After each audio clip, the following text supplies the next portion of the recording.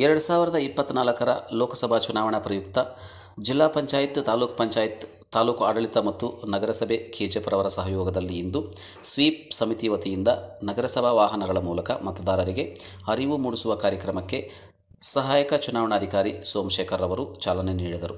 ಈ ಸಂದರ್ಭದಲ್ಲಿ ತಹಸೀಲ್ದಾರ್ ರಾಮಲಕ್ಷ್ಮಯ್ಯ, ಪೌರಾಯುಕ್ತರಾದ ಪವನ್ ಕುಮಾರ್, ಆರ್ಐ ಚಂದ್ರಮೋಹನ್, ನಗರಸಭಾ ವ್ಯವಸ್ಥಾಪಕರಾದ ಶಶಿಕುಮಾರ್, ಕಂದಾಯ ಅಧಿಕಾರಿ ಜಯರಾಮ್, ಆರೋಗ್ಯ ಅಧಿಕಾರಿಗಳಾದ ಸರಸ್ವತಿ, ಮುರಳಿ, ಕಚೇರಿ ಸಿಬ್ಬಂದಿ ಹಾಗೂ ಪೌರ ಕಾರ್ಮಿಕರು ಹಾಜರಿದ್ದರು.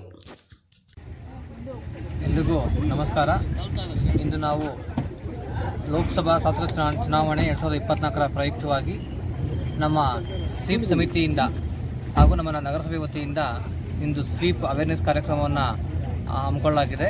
ನಮ್ಮ ಏನು ನಗರಸಭೆಯ ಸ್ವಚ್ಛವಾಹಿನಿಗಳಿವೆ, ಸ್ವಚ್ಛವಾಹಿನಿಗಳ ಮುಖಾಂತರ ನಮ್ಮ ಎಲ್ಲಿ ವೋಟಿಂಗ್ ಟರ್ನ್ಔಟ್ ಕಡಿಮೆ ಇದೆ ಅಂತಹ ಪೋಲಿಂಗ್ ಸ್ಟೇಷನ್ಗಳಲ್ಲಿ ಮತದಾರರಿಗೆ ಅವೇರ್ನೆಸ್ ಮೂಡಿಸುವಂತಹ ಕಾರ್ಯಕ್ರಮಗಳನ್ನು ಹಮ್ಮಿಕೊಂಡಿದ್ದಾರೆ.